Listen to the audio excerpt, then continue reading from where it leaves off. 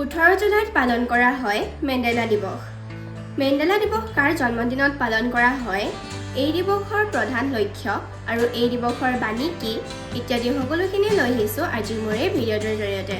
তেন্তে আহকচোন ভিডিঅ'টো আৰম্ভ কৰোঁ।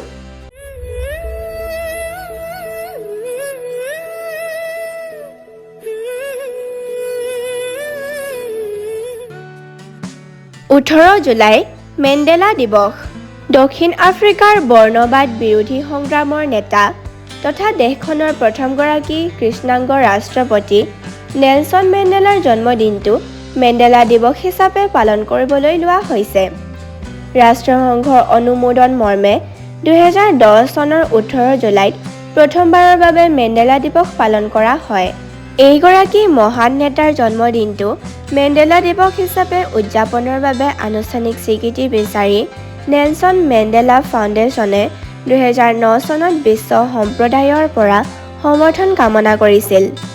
অৱশেষত ৰাষ্ট্ৰসংঘই মেণ্ডেলা দিৱসক আনুষ্ঠানিক স্বীকৃতি প্ৰদান কৰিছিল।